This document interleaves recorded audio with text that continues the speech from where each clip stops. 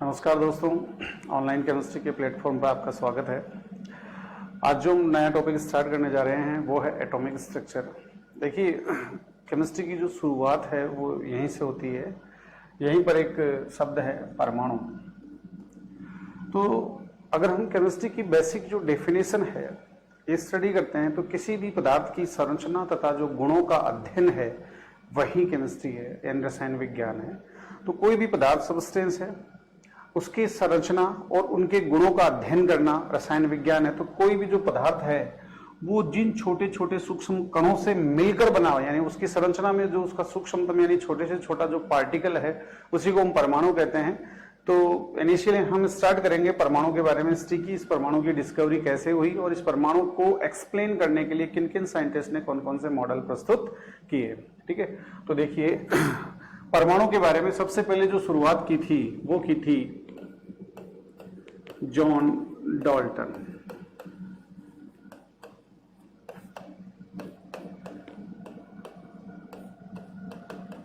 देखिए, इसे हम डाल्टन्स एटॉमिक थ्योरी भी कहते हैं या डाल्टन का परमाणुवाद भी कहते हैं। डाल्टन के अनुसार किसी भी पदार्थ का सूक्ष्मतम यानी छोटे से छोटा तथा अविभाज्य जो कण होता है, यानी जिसको हम और ज्यादा छोटे टुकड़ों में ब्रेक नहीं कर सकते, तोड़ नहीं सकते, उसे हम परमाणु कहते हैं। ठीक है, तो जॉन डाल्टन के अनुसार देखिए, किसी भी पदार्थ का सूक्ष्मतम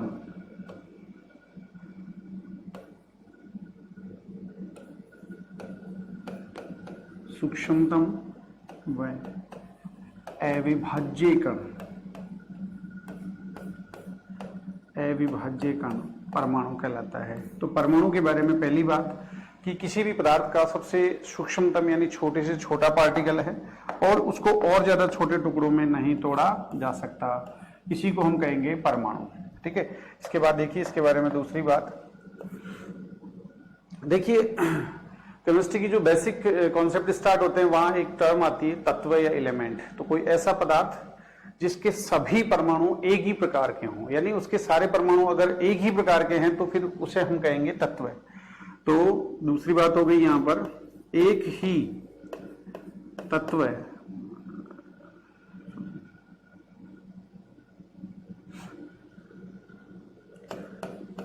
के सभी परमाणु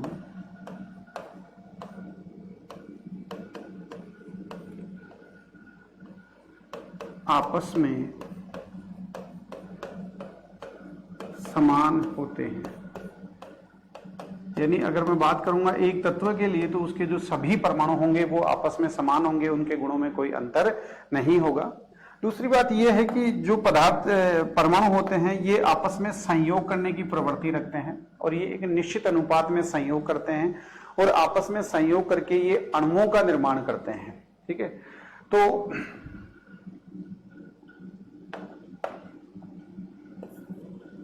परमाणु आपस में निश्चित अनुपात में संयोग कर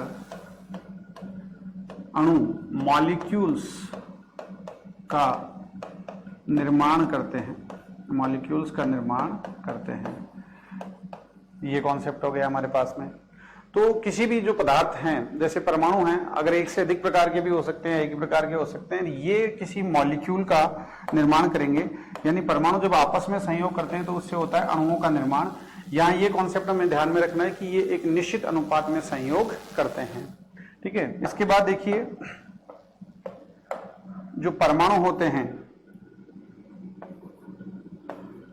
परमाणु को न तो नष्ट कर सकते हैं और न ही उत्पन्न कर सकते हैं, न ही उत्पन्न कर सकते हैं। कहने का मतलब होता है कि जो परमाणु होता है ये अविनाशी होता है, नॉन रेस्ट्रिक्टिबल होता है, क्योंकि जो भी रासायनिक जब अभिक्रियाएं होती है तो इन रासायनिक अभिक्रियाओं में केवल पुराने बंध टूटते हैं और कुछ नए बंधों का निर्माण होता है। यानी द्रव्यमान संरक्षण नियम के अनुसार जब अभिकारकों का जितना द्रव्यमान होता है, जब उत्पादों का निर्माण होता है तो भी उनमें उतने ही उनका द्रव्यमान होता है। तो हम कह सकते हैं कि परमाणु, जो डाल्टन का परमाणुवाद है, ये द्रव्यमान संरक्षण के नियम पर भी आधारित है। तो ये डाल्टन ने परमाणु के बारे में कुछ बेसिक बातें बताई, लेकिन हमने सबसे पहला जो कॉन्सेप्ट था इसका ये पढ़ा कि परमाणु जो होता है वो अविभाज्य होता है। लेकिन बाद में जो खोजें हुई उनमें परमाणु 3 मूलभूत कणों से मिलकर बना है। ठीक है, तो 3 जो फंडामेंटल पार्टिकल्स हैं परमाणु के वो हैं प्रोटॉन, इलेक्ट्रॉन और न्यूट्रॉन। तो थोड़ा सा हम उनके बारे में एक बेसिक डेटाज जुटाएंगे ताकि हम आगे जो है इनके अध्ययन में थोड़ी हमें आसानी रहे। तो देखिए,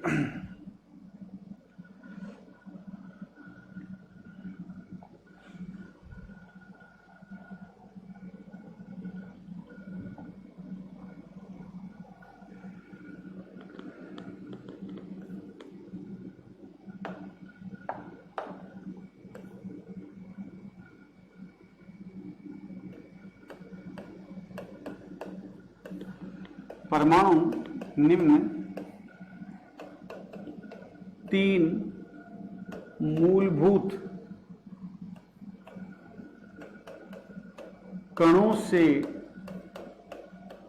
मिलकर बना होता है।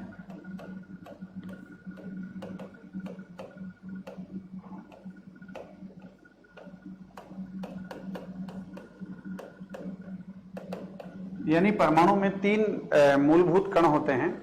उन कणों के बारे में हम थोड़ा सा बेसिक जो है एक आइडिया लेंगे ताकि हमें आगे थोड़ा सा अध्ययन में आसानी रहे।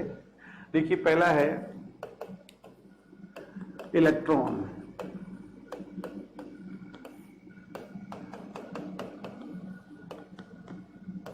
ठीक है, सबसे पहले हम देखेंगे कि इस इलेक्ट्रॉन का जो सिंबल है वो क्या है।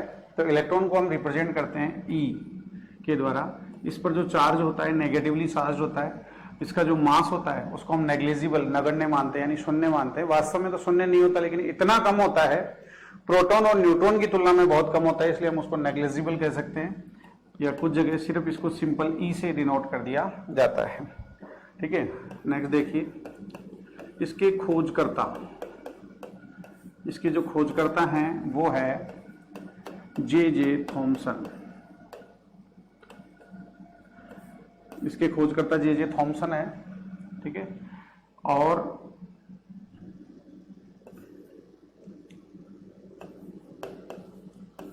नाम जो था वो स्टोनी ने दिया, इलेक्ट्रॉन नाम दिया गया स्टोनी के द्वारा।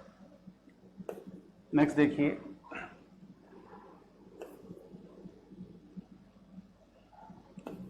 इलेक्ट्रॉन की खोज कैथोड किरणों के द्वारा हुई।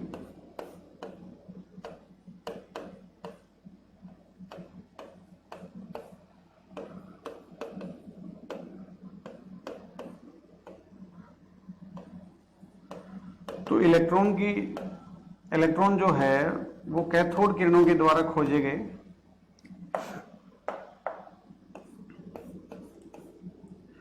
देखिए, जो कैथोड किरण होती है कांच की एक विसर्जन नलिका होती है जिसमें बहुत हाई वोल्टेज, अप्रोक्सीमेटली लगभग 10,000 वोल्ट जो विभव होता है, इससे 2 इलेक्ट्रोड जोड़े गए। बैटरी के जो पॉजिटिव सिरे से जोड़ा गया उसको एनोड कहा गया और जो नेगेटिव सिरे से जोड़ा गया उसको कैथोड कहा गया। और इनको लगभग अप्रोक्सीमेटली हमने यहाँ पर लगभग 10,000 वोल्टेज से जोड़ दिया। जब इतना हाई वोल्टेज हम पास करते हैं और यहाँ पर लगभग जो विसर्जन नलिका होती है इसके अंदर वैक्यूम क्रिएट कर देते हैं। ठीक है ना, वैक्यूम यानी निर्वात, यानी दाब का मान बहुत कम होता है। तो इस कंडीशन में कैथोड से कुछ अदृश्य विकिरण निकलते हैं जो कि एनोड की ओर अभिगमन करते हैं और बिल्कुल सीधी रेखा में अभिगमन करते हैं। ये जो अदृश्य विकिरण हैं ये एनोड के पीछे कांच की जो नलिका होती है, इस कांच की नलिका से टकराकर एक स्फुरदीप्ति यानी चमक उत्पन्न करते हैं। ठीक है, तो कैथोड से जो अदृश्य विकिरण उत्सर्जित होते हैं उन्हें हम कहते हैं कैथोड किरणें। ये कैथोड किरणें बिल्कुल सीधी रेखा में अभिगमन करती है क्योंकि जब इनके मार्ग में कोई वस्तु रख दी जाती है तो दूसरी ओर उसकी परछाई बनती है। इसके अतिरिक्त यदि बहुत हल्का तीली युक्त पहिया रख दिया जाए तो वह जो पहिया होता है वह घूमने लग जाता है। इसका मतलब यह है कि जो कैथोड किरणें हैं वो पार्टिकल से मिलकर बनी होती है, क्योंकि ये पार्टिकल होते हैं और इन पार्टिकल्स की काइनेटिक एनर्जी होती है 12 mv²। जब ये इससे टकराएंगे तीली युक्त पहिए से तो एनर्जी ट्रांसफर, काइनेटिक एनर्जी यानी गतिज ऊर्जा ट्रांसफर होने की वजह से पहिया घूमने लग जाएगा। तो कैथोड किरणें जिन कणों से मिलकर बनी होती है उन्हें ही हम कहते हैं इलेक्ट्रॉन, और ये ऋणावेशित होते हैं, क्योंकि जब कैथोड विकिरणों को हम विद्युत क्षेत्र से गुजारते हैं तो विद्युत क्षेत्र से गुजारने पर ये कैथोड किरणें जो होती है ये धनावेशित प्लेट की ओर मुड़ जाती है। तो ये धनावेशित प्लेट की ओर इनका जो मुड़ना है इस बात को रिप्रेजेंट करता है कि ये नेगेटिवली चार्ज होती है, ऋणावेशित होती है। तो कुल मिला के बात ये हो गई कि कैथोड किरणें जिन ऋणावेशित कणों से मिलकर बनी होती है उन्हीं को हम कहते हैं इलेक्ट्रॉन्स। तो इलेक्ट्रॉन के खोजकर्ता जे थॉमसन, नाम सोनी के द्वारा दिया गया। इनकी खोज कैथोड किरणों से हुई। अब इसके बाद देखिए यहां हमें इलेक्ट्रॉन जो है उसका द्रव्यमान के डेटाज याद रखने हैं। तो नेक्स्ट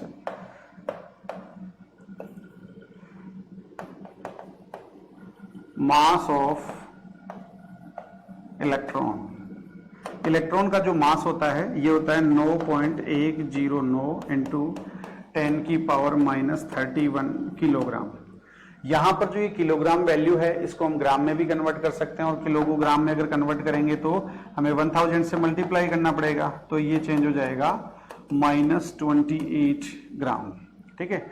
इसके अलावा हमारे पास जो मास कन्वर्जन की है, क्योंकि हम परमाणु या परमाणु जो कण होते हैं उनके मास को मेजर करने के लिए हम एक अलग इकाई और लेते हैं जिसे हम कहते हैं AMU, एटॉमिक मास यूनिट, जिसको मॉडर्न जो केमिस्ट्री है उसमें आजकल यू से भी डिनोट कर दिया जाता है। और अगर इसको AMU में कंसीडर करें तो 0.000054 AMU, ये आजकल इसे U से भी कंसीडर किया जाता है। ठीक है। तो ये हमारे पास हो गया मास ऑफ एन इलेक्ट्रॉन। ठीक है, मास ऑफ एन इलेक्ट्रॉन। इसके अलावा चार्ज, अगर हम आवेश की बात करें तो आवेश होता है -1। -1 का मतलब हो गया इकाई ऋणावेश, नेगेटिव चार्ज। यानी कॉन्सेप्ट हमें ये माइंड में रखना है कि जो इलेक्ट्रॉन होते हैं वो नेगेटिवली चार्ज होते हैं, माइनस इन पर ऋणावेश उपस्थित होता है।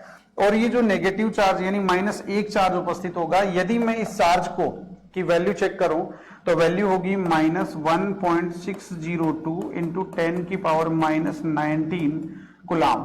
चार्ज की जो यूनिट होगी वो कुलाम में होगी। तो यहां पर ये जो वैल्यू होगी ये चार्ज की वैल्यू होगी, तो कुलाम में हम इसको कंसीडर कर सकते हैं यहां पर -1.602 इंटू 10 की पावर -19 कुलाम। ठीक है। और ये जो इतनी वैल्यू होगी वही वैल्यू होगी -1 चार्ज के इक्वल होगी। ठीक है। तो ये एक तरीके से मैं कह सकता हूं कि आवेश का जो क्वांटा होता है, क्वांटा का मतलब होता है छोटी से छोटी स्वतंत्र इकाई, तो ये छोटी से छोटी स्वतंत्र इकाई -1 होती है, जिसकी वैल्यू अगर कुलाम में कंसीडर करेंगे तो ये होंगी। तो ये कुछ हमारे पास बेसिक डेटास थे जो इलेक्ट्रॉन के बारे में थे। अब हम नेक्स्ट बात करते हैं। देखिए दूसरा परमाणु का जो मूलभूत कण है वो है प्रोटॉन। तो दूसरा देखिए प्रोटॉन।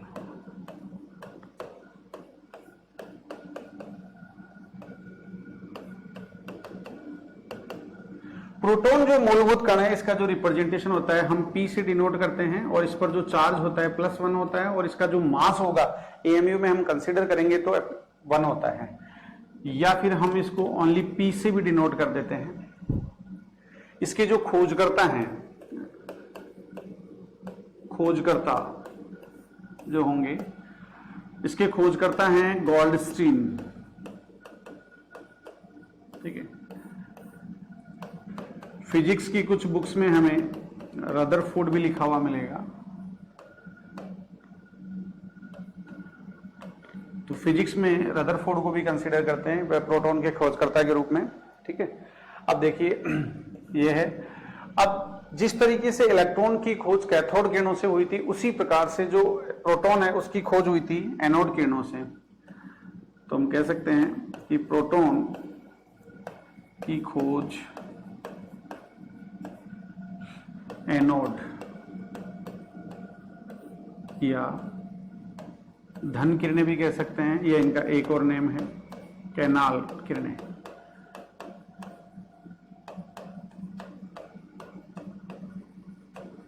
ठीक है, तो दूसरा इंपॉर्टेंट कॉन्सेप्ट हो गया कि प्रोटॉनों की जो खोज थी वो एनोड, धन किरणें या कैनाल किरणों से हुई।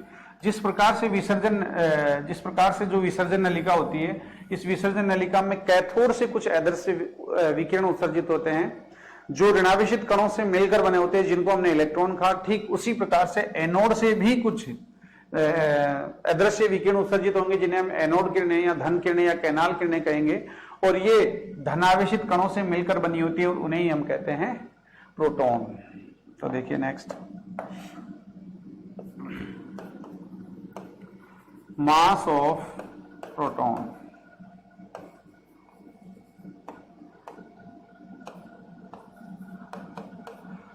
तो मास ऑफ जो प्रोटॉन होता है वो होता है 1.6726 इंटू 10⁻⁻27 किलोग्राम। ठीक है, या फिर हम इसको ग्राम में रिप्रेजेंट करें तो 1.6726 इंटू 10⁻⁻24 ग्राम।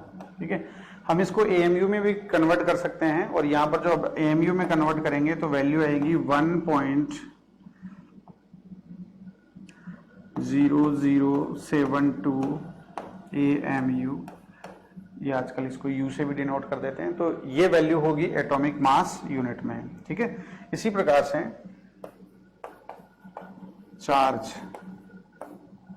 चार्ज जो होता है वो होता है +1, यानी इकाई धनावेश। जैसे इलेक्ट्रॉन पर इकाई ऋणावेश यानी -1 चार्ज होता है, ठीक उसी प्रकार से प्रोटॉन पर जो चार्ज होता है वो होता है +1, जिसकी वैल्यू हो जाएगी +1.602 इंटू 10⁻⁻19 कूलाम। ठीक है, तो हमें यहाँ पे ध्यान में रखना है कि जो प्रोटॉन पर आवेश होता है वो ठीक इलेक्ट्रॉन के बराबर होता है, लेकिन इनकी प्रकृति विपरीत होती है। यानी इलेक्ट्रॉन तो होते हैं ऋणावेशित, जबकि प्रोटॉन होते हैं धनावेशित। तो ये अपने पास प्रोटॉन के कुछ बेसिक जो डेटाज हैं ये हमें फाइंड आउट किए। इसके बाद देखिए तीसरा जो मूलभूत कण है परमाणु में, जो तीसरा मूलभूत कण है वो है न्यूट्रॉन।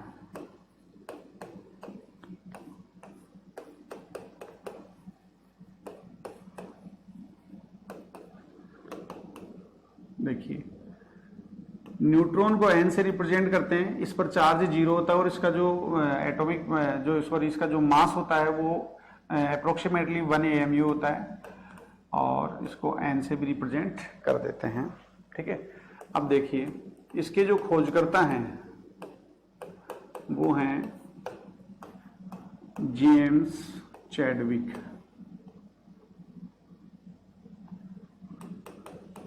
तो जेम्स चैडविक के द्वारा न्यूट्रॉन की खोज की गई।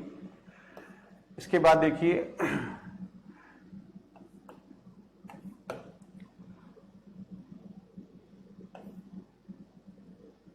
मास ऑफ न्यूट्रॉन, न्यूट्रॉन का जो द्रव्यमान होगा वो होता है 1.675 इंटू 10⁻⁻27 किलोग्राम। यानी अगर इसका मास देखा जाए तो स्लाइटली ये प्रोटॉन से थोड़ा सा ज्यादा भारी होता है। प्रोटॉन में यहां था 6726, यानी उससे थोड़ा सा ज्यादा होगा। यदि मैं इसे ग्राम में कन्वर्ट करूंगा तो 675 इंटू 10⁻⁻24 ग्राम्स आ जाएगा ये। ठीक है, और यदि मैं इसे AMU में कन्वर्ट करूंगा तो AMU में यहां पर वैल्यू आएगी 1.0086 AMU या U। ठीक है, तो यहां पर ये हमारे को इसके मास के आंकड़े मिले, या जो द्रव्यमान है उसके आंकड़े मिले। इसके बाद जो चार्ज होगा 0, यानी न्यूट्रॉन पर कोई आवेश नहीं होता है, और इसी वजह से इसे यानी न्यूट्रॉन न्यूट्रल होता है, कोई आवेश नहीं होता है इस पर। लेकिन इसका जो द्रव्यमान होता है वो थोड़ा सा ज्यादा होता है। तो अगर मैं तीनों मूलभूत जो कण हैं उनके अगर मास की तुलना करूं, यानी mass of neutron, mass of proton और मास ऑफ इलेक्ट्रॉन की अगर बात की जाए तो सर्वाधिक जो होगा वो होगा मास ऑफ न्यूट्रॉन, उसके बाद इससे स्लाइटली थोड़ा सा कम होगा मास ऑफ प्रोटॉन, और जो सबसे कम होगा वो होगा मास ऑफ इलेक्ट्रॉन। तो इन तीनों का अगर तुलनात्मक मास का स्टडी की जाए तो अपने को ये वाले डेटा मिलेंगे। ठीक है, इसके अलावा हमें थोड़ा सा ये है कि परमाणु तथा उसके जो मूलभूत कण होते हैं या फंडामेंटल जो पार्टिकल्स होते हैं, उन फंडामेंटल जो पार्टिकल्स होंगे वहां पर हमें ये इकाई काम में लेनी होती है AMU, परमाणु द्रव्यमान इकाई। तो यहां पर मैं थोड़ा सा इसको रिप्रेजेंट कर देता हूं। देखिए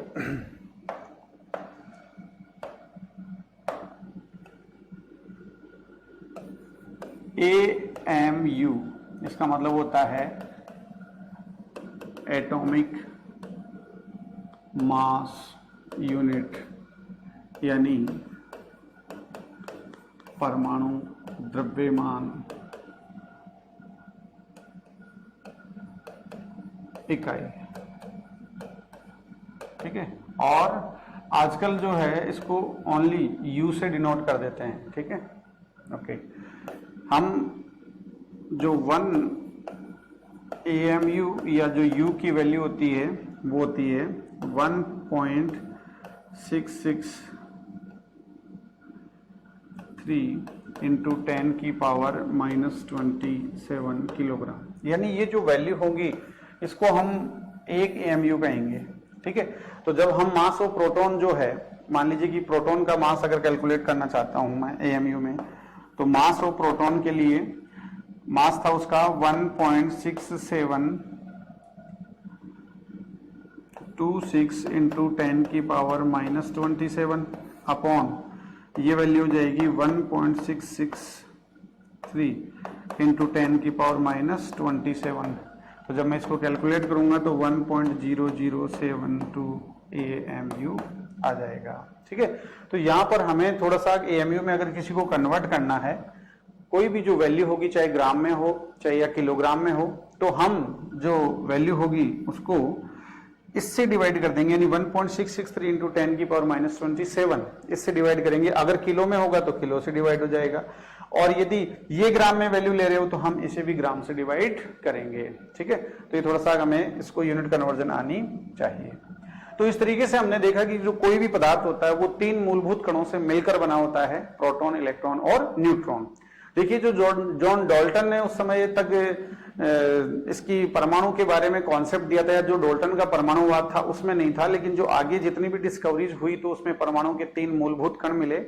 डाल्टन के अनुसार परमाणु अविभाज्य था, लेकिन बाद में इसके जो फंडामेंटल पार्टिकल्स मिले इस आधार पर परमाणु विभाजित हो जाता है। ठीक है, नेक्स्ट देखिए, अब परमाणु, डाल्टन का जो परमाणुवाद आया तो उसके बाद इस परमाणु के अंदर किस तरीके से ये जो मूलभूत कण होते हैं और ये कहाँ उपस्थित होते हैं, और परमाणु का एक जो स्थायित्व है उसका कॉन्सेप्ट क्या है, इस चीज को लेकर बहुत सारी अवधारणाएं प्रस्तुत की गई। तो हिस्ट्री के हिसाब से हम जो परमाणु हैं उनको, परमाणु जो है उसके अवधारणाओं को 2 ग्रुप्स में बांटा गया। एक तो है क्लासिकल थ्योरीज, क्लासिकल मॉडल, और दूसरे हैं मॉडर्न कॉन्सेप्ट। तो जो हम अकॉर्डिंग टू हिस्ट्री है ना, सबसे पहले हम पढ़ेंगे क्लासिकल मॉडल, जिसमें सबसे पहला अवधारणा है थॉमसन की। तो सबसे फर्स्ट हम जो पढ़ेंगे वो पढ़ेंगे थॉमसन्स एटॉमिक मॉडल। थॉमसन जो एटॉमिक मॉडल है, देखिए क्या है, थॉमसन का जो परमाणु प्रतिरूप है, थॉमसन ने पहली बार जो परमाणु है उसके बारे में सबसे जो शुरुआती जो मॉडल है ये दिया था। और थॉमसन के अनुसार देखिए क्या था, थॉमसन के अनुसार जो परमाणु है उसमें 2 आवेश होते हैं, यानी परमाणु तो उदासीन होता है लेकिन उसमें 2 प्रकार के आवेश होते हैं। एक तो होता है धनावेश और दूसरा होता है ऋणावेश। जो धनावेश होता है वो ठोस गोले के समान होता है, यानी ये पॉजिटिव चार्ज है। ठीक है, जो कि किसके रूप में है, ठोस गोले के रूप में है, ठोस गोले के रूप में होता है। ठीक है, उसमें क्या होता है, देखिए जो ठोस गोला होता है उसके अंदर नेगेटिव चार्ज पार्टिकल्स इस तरीके से वितरित होते हैं। तो नेगेटिवली जो चार्ज पार्टिकल्स होते हैं ये इस प्रकार से जो वितरित होंगे, यानी थॉमसन के अनुसार परमाणु में जो ऋणावेश होता है वो स्टेशनरी, एक स्थिर अवस्था में होता है, और यही कॉन्सेप्ट परमाणु के स्थायित्व की व्याख्या नहीं करता है। यानी जो थॉमसन है वो इस बात को एक्सप्लेन नहीं कर पाएगी जो परमाणु का स्टेबिलिटी होगी वो किस प्रकार से होगी। तो ये हो गया परमाणु में नेगेटिव चार्ज, ठीक है, और ये है एक तरह से इलेक्ट्रॉन, तो नेगेटिव चार्ज। तो जो थॉमसन था, थॉमसन का परमाणु मॉडल था, उसके अनुसार एक ठोस जो गोला होता है वो धनावेश के रूप में होता है तथा इसके अंदर ऋणावेश बीच बीच में जगह जगह वितरित होते हैं, ठीक उसी प्रकार से जैसे कि किसी तरबूज में बीज। इसी वजह से ये जो मॉडल है, इस मॉडल को वाटरमेलन मॉडल या तरबूज मॉडल भी कहा जाता है, क्योंकि जिस प्रकार से तरबूज जो होता है, तरबूज को यदि हम काटें तो देखते हैं कि उसमें जगह जगह बीज वितरित होते हैं, और जो पूरा कंप्लीट तरबूज है वो तो है धनावेश, ठोस धनावेश हो गया, ठीक है, और फिर उस तरबूज में जो बीज हैं वो ऋणावेशित इलेक्ट्रॉनों के समान हो गए, तो इसलिए इसका नाम तरबूज मॉडल या वाटरमेलन मॉडल भी कहते हैं। इसके अलावा एक नाम और है इसका, इसको प्लम पुडिंग मॉडल के नाम से भी जाना जाता है। देखिए प्लम पुडिंग मॉडल क्या है। प्लम जो होता है ये एक छोटा सा फल होता है, ये बेर जैसा फल है, बेर जैसा फल, ठीक है, और जो पुडिंग होती है ये एक तरह से केक जैसी मिठाई होती है। तो जो केक जैसी मिठाई है उसमें प्लम नामक फल जो है जगह जगह वितरित होते हैं या लगा दिए जाते हैं, ठीक है, तो इसकी तुलना प्लम पुडिंग मॉडल से भी कर दी गई है, ठीक है। थॉमसन का जो परमाणु प्रतिरूप है ये कंप्लीटली रिजेक्टेड है, क्योंकि इसके बारे में कोई एक्सपेरिमेंटल एविडेंस यानी इसका कोई प्रायोगिक प्रमाण नहीं दिया गया, इसलिए थॉमसन की थ्योरी को हम केवल एक एज ए हिस्टोरिकल वे में पढ़ेंगे, ठीक है। और थॉमसन जो परमाणु मॉडल था उसके अनुसार जो ऋणावेश होता है वो स्थिर अवस्था में होता है, यानी स्टेशनरी स्टेट में होता है, जो परमाणु के स्थायित्व की व्याख्या नहीं करता है, ठीक है। इसको वाइडली एक्सेप्टेंस इसलिए भी नहीं मिली क्योंकि सबसे जो बेसिक कॉन्सेप्ट था कि परमाणु स्टेबल कैसे होगा, क्योंकि परमाणु में जो नेगेटिव चार्ज और जो पॉजिटिव चार्ज है उनकी स्टेबिलिटी को एक्सप्लेन नहीं कर पा रहा था ये, ठीक है। नेक्स्ट देखिए, थॉमसन के बाद जो नेक्स्ट परमाणु मॉडल दिया गया वो दिया गया रदरफोर्ड के द्वारा।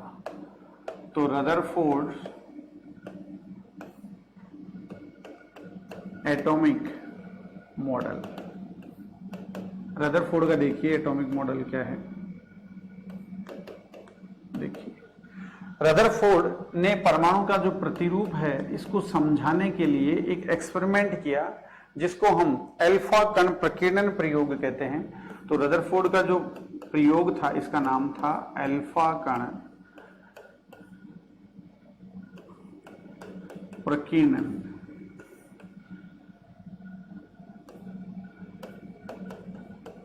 Alpha particle scattering experiment.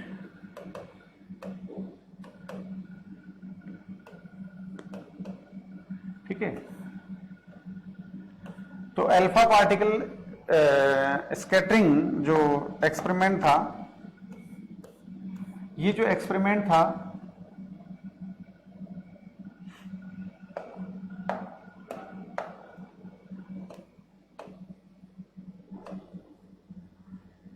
ठीक है, ये जो एक्सपेरिमेंट था ये क्या था। सबसे पहले हम बात करते हैं अल्फा पार्टिकल्स जो थे वो क्या थे। तो अल्फा जो कण थे वो थे द्वि धनावेशित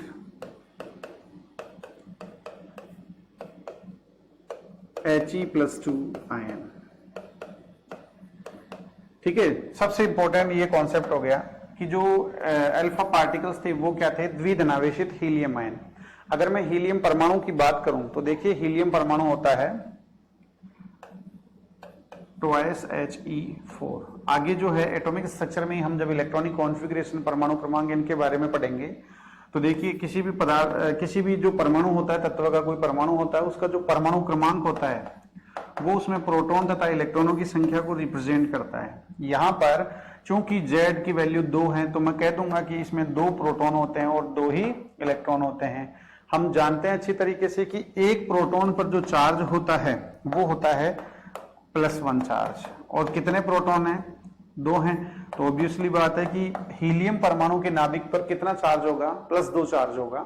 ठीक है, इसी प्रकार से हमें पता है इलेक्ट्रॉन पर जो चार्ज होता है वो होता है -1, और चूंकि 2 इलेक्ट्रॉन्स प्रेजेंट है तो उस कंडीशन में -2। तो एक तो हमारे पास इंपॉर्टेंट कॉन्सेप्ट ये आया कि परमाणु उदासीन होते हैं, यानी जितना आवेश धनावेश होगा उतना ही इसमें क्या होगा? ऋणावेश होगा। ठीक है, अब देखिए He+2 आयन बनने का मतलब है कि यहां पर 2 इलेक्ट्रॉन इससे निकाल दिए जाए। तो यदि मैं हीलियम से दोनों इलेक्ट्रॉन निकाल दूंगा, इनको अगर मैं बाहर निकाल दूं या उत्सर्जित कर दूं, तो यदि हम बाहर निकाल देंगे तो देखिए कि केवल जैसे हीलियम है तो हीलियम में अगर 2 इलेक्ट्रॉन बाहर निकाल देंगे तो इसका केवल नाभिक बच जाएगा, और नाभिक में कितने प्रोटॉन होंगे? 2 प्रोटॉन, जिन पर कितना आवेश? +2 आवेश होगा।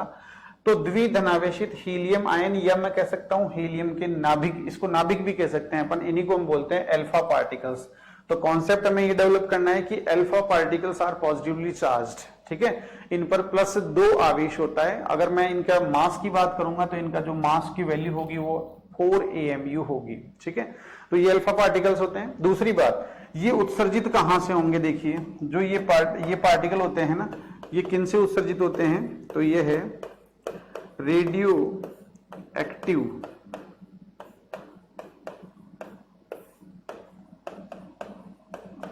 नाभिक से उत्सर्जित होते हैं।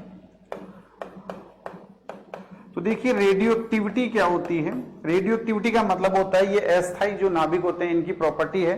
परमाणु क्रमांक 83 या इसके बाद वाले जो तत्व हैं वो रेडियो एक्टिविटी शो करते हैं, और रेडियो एक्टिविटी का मतलब होता है अस्थायी नाभिक। कोई भी अस्थायी नाभिक के किसी स्थायी नाभिक में परिवर्तित होने के लिए लगातार अल्फा, बीटा या गामा विकिरणों का उत्सर्जन करता रहता है। तो यहां पर रेडियो एक्टिविटी मीन्स हो गया कि अल्फा जो कण होंगे उनका उत्सर्जन। ठीक है, तो हमें जो अल्फा पार्टिकल्स जो मिलेंगे इनका बोmbardment करेंगे हम, तो किसी रेडियो एक्टिव एलिमेंट को रख देंगे जिसकी सहायता से हम इनका क्या करवा सकते हैं?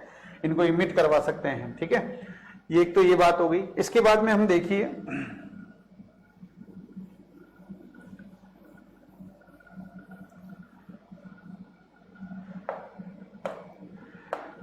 अल्फा जो कण प्रकीर्णन प्रयोग था, इनमें अल्फा कणों का बोmbardment करवाया गया, और ये करवाया गया किसी पतली स्वर्ण पन्नी।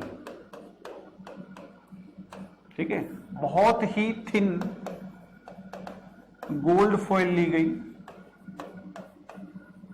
इस गोल्ड फॉइल पर जो है इन अल्फा जो कण थे इनकी करवाई गई बमबारी। इनका जब बोmbardment करवाया गया तो थिन जो गोल्ड फॉइल थी उसकी जो मोटाई थी वो अप्रोक्सीमेटली थी 100 नैनोमीटर्स।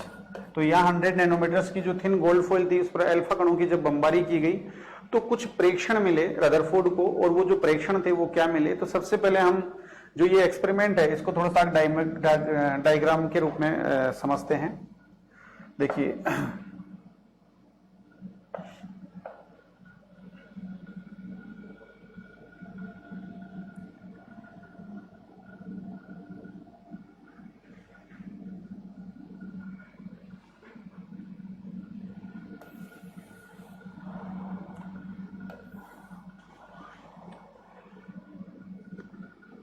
देखिए मेरे पास ये स्वर्ण पन्नी है,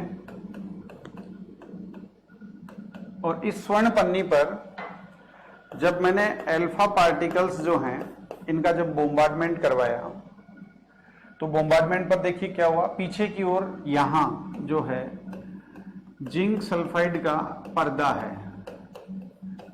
ठीक है, जिंक सल्फाइड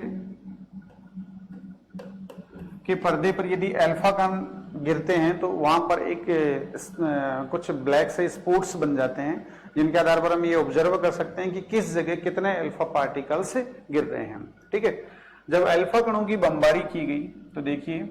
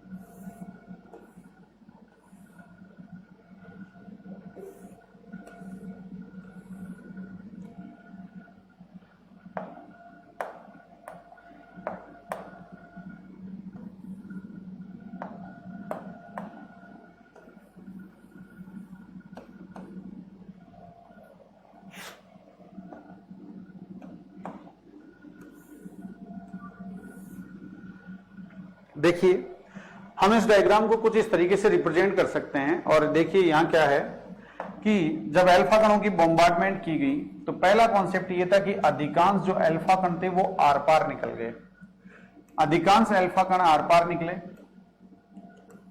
कुछ अल्फा कण जो थे वो अपने मार्ग से हल्के से विक्षेपित हो गए, यानी जिस दिशा में ये जा रहे थे उनसे थोड़े से स्लाइटली ये डेविएट हो गए। और फिर जैसे जैसे ये थोड़ा सा नाभिक के पास आए इनका डेविएशन बढ़ता गया। इसी प्रकार से देखिए ये आर पार निकल गए, इनमें हल्का सा विक्षेप हुआ। ठीक है, अब एक तो इंपॉर्टेंट बात यहां पर यह है कि लगभग 0.14% यानी 0.14% ऐसे अल्फा पार्टिकल्स थे जो कि एक डिग्री से ज्यादा जो डायरेक्शन थी उसमें, यानी मैं ये कह सकता हूं कि 99.86% अल्फा जो कण थे वो 1 डिग्री से भी कम विचलित हुए, कम विचलित हुए। ठीक है, यानी अधिकांश जो अल्फा कण थे वो आर पार निकल गए, तो उनमें जो डेविएशन था या उनका जो विचलन था वो 1 डिग्री से भी कम था, यानी वो लगभग सीधे आर पार निकल गए। जबकि 0.14% जो अल्फा पार्टिकल्स थे वो 1 डिग्री से अधिक विचलित हुए,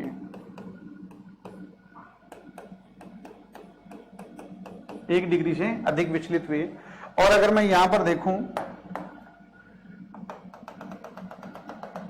अगर मैं यहां देखूं तो ये यहां पर 90 डिग्री का एंगल होगा, क्योंकि इन अल्फा पार्टिकल्स का जब हम बमबारी करवा रहे हैं तो इनकी डायरेक्शन ये है। तो मैं अगर इसकी बात करूं यहां पर लंबवत इस जगह पर, तो मैं ये कह सकता हूं कि लगभग 8000 में से एक अल्फा कण ऐसा था जो 90 डिग्री से ज्यादा एंगल पर वापस, जैसे मैं यहां पर इसको रिप्रेजेंट कर सकता हूं इस तरीके से भी कि लगभग 8000 में से एक अल्फा कण ऐसा भी था जो 90 डिग्री से ज्यादा के एंगल पर भी विचलित हो गया। ठीक है, और सबसे एक इंपॉर्टेंट बात यह थी कि लगभग 20,000 में से एक अल्फा कण टकराया किसी सघन चीज से और टकराकर पुनः उसी मार्ग में लौट गया। ये रदरफोर्ड के लिए सबसे बड़ी आश्चर्यजनक घटना थी। उसने अपने जो लिटरेचर है उसमें इस बात को लिखा भी है कि ये मेरे लिए उतनी ही आश्चर्यजनक घटना है जितना कि एक 14 इंच तोप का गोला किसी पतले कागज से टकराकर लौट जाए और पुनः उसी मार्ग में लौट जाए और जिसने चलाया था उसी को वो नष्ट कर दे। ये उतनी ही आश्चर्यजनक घटना थी। तो लगभग 20,000 में से एक अल्फा कण का टकराकर पुनः उसी मार्ग में लौटना एक रदरफोर्ड के लिए आश्चर्यजनक घटना थी। लेकिन इन प्रेक्षणों के आधार पर जो रदरफोर्ड था उसने परमाणु के बारे में लगभग काफी हद तक सही अंदाजा लगा लिया था। तो देखिए रदरफोर्ड के क्या क्या थे। तो रदरफोर्ड को हम कह सकते हैं अल्फा कण प्रकीर्णन प्रयोग से रदरफोर्ड को निम्न प्रेक्षण प्राप्त हुए।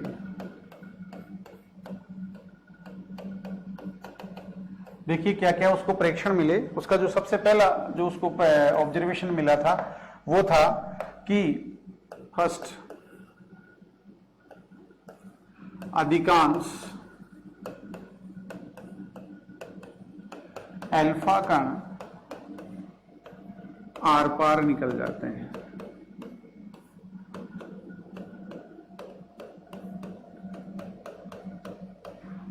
आर पार निकल जाते हैं, तो मैक्सिमम जो अल्फा पार्टिकल्स हैं वो सीधे आर पार निकल जाएंगे।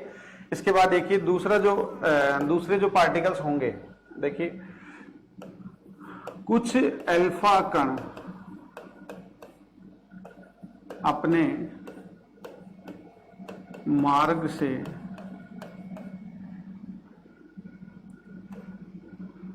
हल्के से विचलित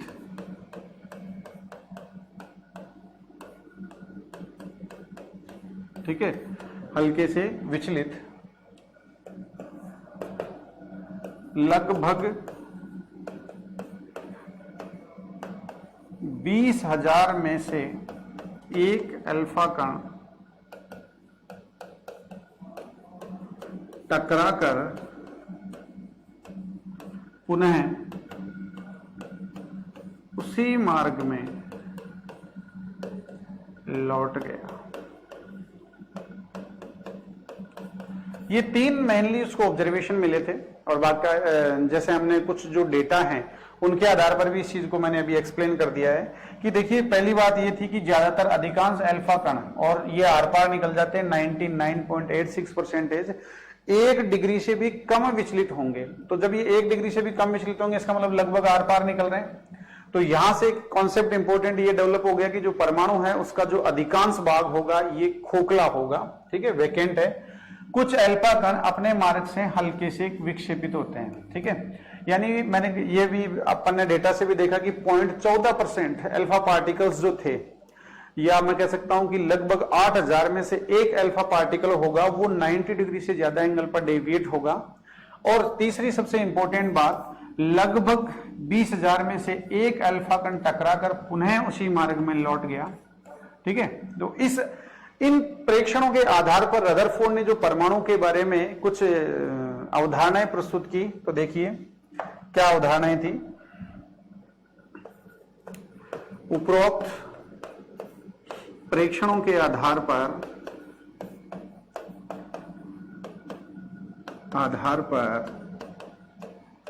रदरफोर्ड ने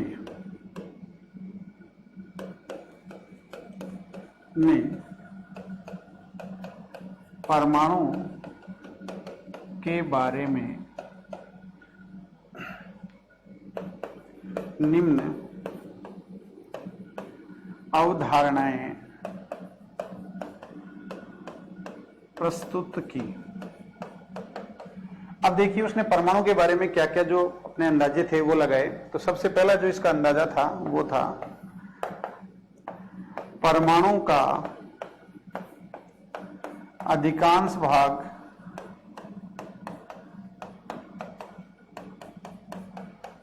रिक्त या खोखला होता है, ठीक है। तो परमाणु का अधिकांश भाग जो है वो बिल्कुल वैकेंट है या खोखला पार्ट है, जिसमें से जो अल्फा कणों का बोmbardment हमने किया वो क्या निकल गए, आर पार निकल गए। इसके बाद देखिए उसने दूसरा परमाणु के बारे में क्या अंदाजा लगाया।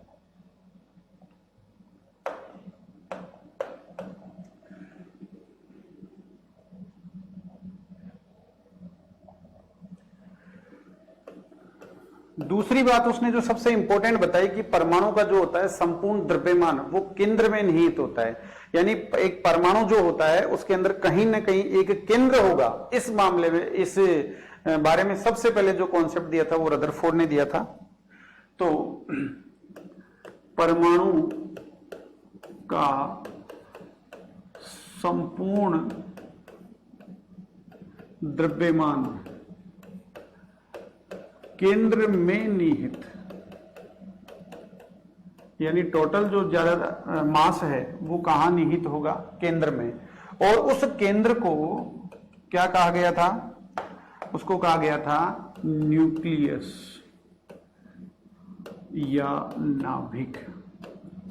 यानी परमाणु का संपूर्ण जो द्रव्यमान होता है वो नाभिक में निहित होता है, और ये जो नाभिक होगा ये होता है पॉजिटिवली चार्ज्ड, यानी नाभिक पर मैं कह दूंगा कि धनावेश उपस्थित होता है। और यही वजह है कि जब अल्फा कणों का बोmbardment किया गया तो जो नाभिक था वो धनावेशित था, तो जब अल्फा कण आएगा इससे टकराएगा और प्रतिकर्षण बल के कारण जो ये वापस इसी मार्ग में वापस लौट जाएगा। तो दूसरा एक इंपॉर्टेंट कॉन्सेप्ट आ गया हमारे पास में कि परमाणु का जो नाभिक होगा वो कैसा होगा, पॉजिटिवली चार्ज होगा, यानी धनावेशित होगा। ठीक है, और इसका अधिकांश द्रव्यमान होता है। यहां पर हम एक बात कहें कि परमाणु की तुलना में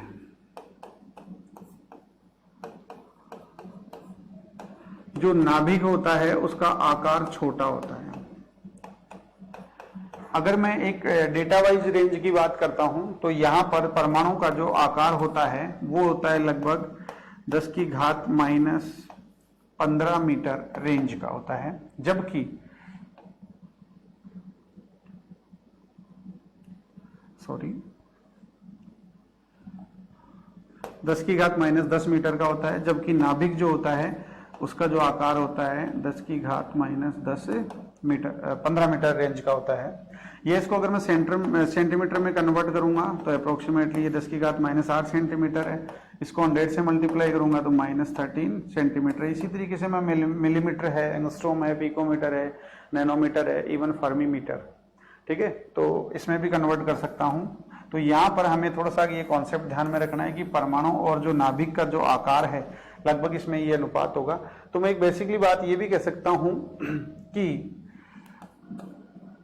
नाभिक जो होता है वो परमाणु के आकार की तुलना में बहुत छोटा होता है, और इसको अगर हम एक्सप्लेन भी करें कुछ एग्जांपल्स लेकर, तो हम परमाणु जो होगा उसको एक फुटबॉल के मैदान के बराबर कल्पना करें तो उसके बिल्कुल बीचों बीच केंद्र में बैठी हुई जो मक्खी होगी उसकी साइज लगभग नाभिक के आकार को रिप्रेजेंट करेगी। ठीक है, तो ये दूसरा कॉन्सेप्ट हुआ कि परमाणु का संपूर्ण द्रव्यमान केंद्र में निहित है, यानी बिल्कुल जो नाभिक होता है वो सॉलिड होता है, डेंस होता है, सघन होता है। तो एक यहां से एक बात हम और लिख लेंगे, नाभिक सघन होता है, जिसका मैं घनत्व लिख सकता हूं डेंसिटी इक्वल टू 10⁻17 किलोग्राम पर मीटर क्यूब। देखिए नाभिक का घनत्व बहुत ज्यादा होता है, और नाभिक का बहुत इतना ज्यादा घनत्व होता है, यानी 1 मीटर क्यूब का मतलब है ऐसी कोई क्यूब जिसकी 1 मीटर चौड़ाई हो, 1 मीटर लंबाई हो और 1 मीटर ऊंचाई हो, तो उसका जो घनत्व उसका जो वेट होगा वो 10⁻17 किलोग्राम होगा। या मैं इसको अगर ग्राम में कन्वर्ट करूंगा तो ये अप्रोक्सीमेटली आएगा 10⁻11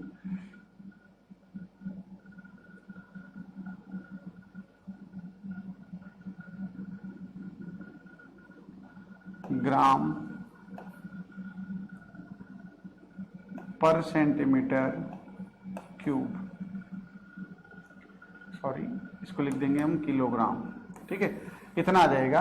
तो मैं इसको ये भी कह सकता हूं कि 1 सेंटीमीटर क्यूब, यानी ऐसी कोई मेरे पास क्यूब जिसकी 1 सेंटीमीटर लंबाई हो, 1 सेंटीमीटर चौड़ाई हो और 1 सेंटीमीटर इसकी ऊंचाई हो, तो उसका जो वेट होगा 10⁻11 किलोग्राम, यानी लगभग 10,000 करोड़ किलो। ठीक है, इतना वेट होगा अगर वो केवल और केवल नाभिक की बनी हुई होती है। लेकिन कोई भी जो परमाणु होता है ये बहुत बड़ी साइज का होता है, और इसमें जो वेट होता है वो केवल और केवल नाभिक का होता है, इसलिए नाभिक का जो वजन होता है वो पूरे परमाणु के आयतन में वितरित हो जाता है। इस वजह से पदार्थों का जो घनत्व होता है वो कम होता है। ठीक है, नेक्स्ट देखिए। तो पहला हमारे पास कॉन्सेप्ट है कि अधिकांश जो परमाणु है वो स्फेरिकल शेप में है, गोलाकार शेप में है। जो अधिकांश खोखला है उसका संपूर्ण जो द्रव्यमान है वो नाभिक में केंद्रित है और केंद्र में निहित है, जिसे हम कहते हैं नाभिक। अब देखिए सुनिए, परमाणु में 3 मूलभूत कण होते हैं, प्रोटॉन, न्यूट्रॉन और इलेक्ट्रॉन। तो जो नाभिक होगा उसमें देखिए कौन कौन होगा। नाभिक या जो न्यूक्लियस है इसमें परमाणु के 2 मूलभूत कण होते हैं जिन्हें हम कहते हैं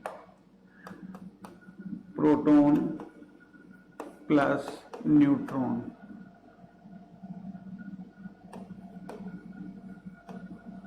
तो प्रोटॉन तथा न्यूट्रॉन नाभिक में उपस्थित होते हैं। देखिए प्रोटॉन होते हैं पॉजिटिवली चार्ज्ड और न्यूट्रॉन होते हैं जीरो न्यूट्रल होते हैं।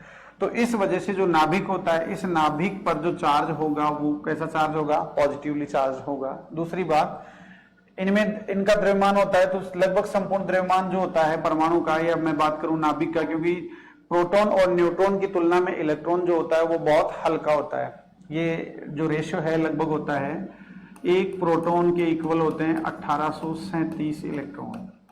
ठीक है, या मैं कह सकता हूं कि mass of electron equal to 1/1837 और मास ऑफ प्रोटॉन। यानी मैं कह सकता हूं कि एक इलेक्ट्रॉन का जो द्रव्यमान है वो प्रोटॉन के 1/1837 गुना बराबर या 1837वें भाग के बराबर।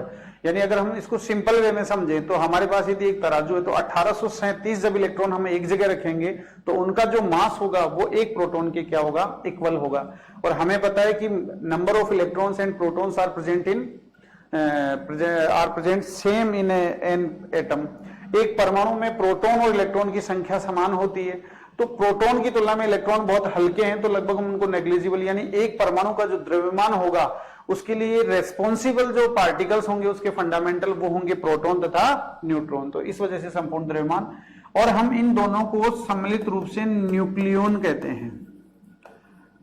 ठीक है, तो कॉन्सेप्ट हो गया, परमाणु है उसका संपूर्ण द्रव्यमान जो होगा वो केंद्र में निहित, केंद्र को हम कहेंगे न्यूक्लियस। न्यूक्लियस में दो फंडामेंटल पार्टिकल्स हैं इसके, प्रोटॉन तथा न्यूट्रॉन, और प्रोटॉन और न्यूट्रॉन को हम सम्मिलित रूप से कहेंगे न्यूक्लियॉन्स। ठीक है, तो न्यूक्लियॉन पार्टिकल का मतलब हो गया कि प्रोटॉन और न्यूट्रॉन। ठीक है, अब देखिए तीसरी बात आई कि जो इलेक्ट्रॉन होते हैं यानी परमाणु का जो तीसरा मूलभूत कण होता है उसकी एग्जिस्टेंस कहां होती है। तो जो रदरफोर्ड ने एक्सप्लेन किया कि कोई भी जो परमाणु होता है उसमें जो इलेक्ट्रॉन होते हैं ये नाभिक के चारों ओर वृत्ताकार पथों में चक्कर काटते हैं। ठीक है, तो नाभिक के चारों वृत्ताकार पथों में चक्कर काटते हैं, लेकिन उसी समय एक साइंटिस्ट थे मैक्सवेल, और मैक्सवेल ने एक सिद्धांत दिया था ऊर्जा तरंग सिद्धांत। ऊर्जा तरंग सिद्धांत के अनुसार गतिमान आवेशित कण, गतिमान आवेशित कण यानी ऐसा कोई पार्टिकल जिस पर कोई चार्ज हो और यदि वह गति कर रहा है, एक्सेलरेट हो रहा है, उसके वेग में कोई परिवर्तन हो रहा है, तो फिर उस कंडीशन में उससे कोई ना कोई ऊर्जा एमिट होगी, यानी ऊर्जा क्या होगी, उत्सर्जित होगी।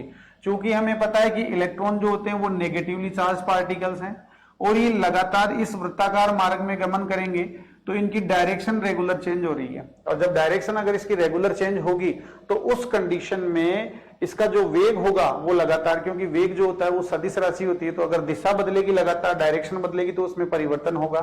तो उस कंडीशन में मैक्सवेल के अनुसार ये इलेक्ट्रॉन जो होगा ये लगातार अपनी ऊर्जा का हांस करेगा, यानी उससे कुछ ना कुछ एनर्जी बाहर निकलेगी।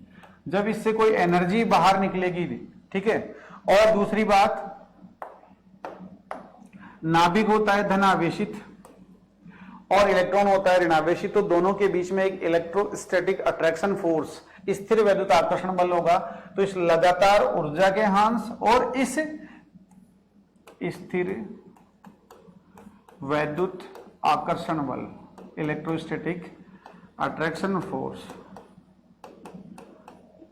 स्थिर वैद्युत आकर्षण बल, ठीक है, इसके कारण जो अंततः ये इलेक्ट्रॉन है ये इस नाभिक के अंदर गिर जाएगा, और ये इलेक्ट्रॉन यदि इस नाभिक के अंदर गिर जाएगा तो परमाणु का अस्तित्व खत्म हो जाएगा। और यही सबसे बड़ा जो था रदरफोर्ड मॉडल का ड्रॉबैक था, ये इसकी परेशानी थी, क्योंकि रदरफोर्ड इस बात को एक्सप्लेन नहीं कर सका, क्योंकि मैक्सवेल के ऊर्जा तरंग सिद्धांत के अनुसार जो इलेक्ट्रॉन होगा वो लगातार अपनी ऊर्जा का हांस करेगा और ऊर्जा का हांस करते हुए स्थिर वैद्युत आकर्षण बल के कारण अंततः नाभिक में गिर जाएगा। तो पहला जो रदरफोर्ड मॉडल था इसका जो ड्रॉबैक था वो यही था कि किसी भी परमाणु में नाभिक के चारों ओर जो इलेक्ट्रॉन होते हैं वो वृत्ताकार पथों में चक्कर किस प्रकार काटते हैं, इस बात को एक्सप्लेन नहीं कर सका। दूसरी बात ये थी कि अगर मैक्सवेल के ऊर्जा तरंग सिद्धांत है, इस ऊर्जा तरंग सिद्धांत के अनुसार,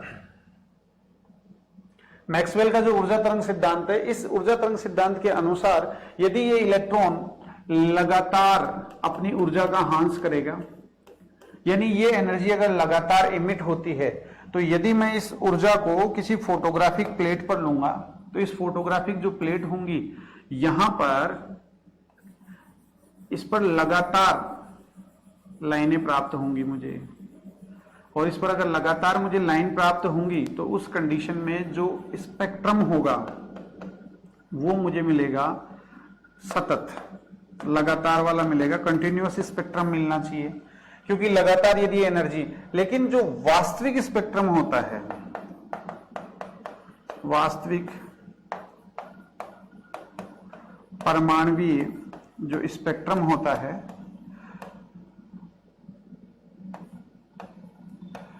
वो होता है असतत।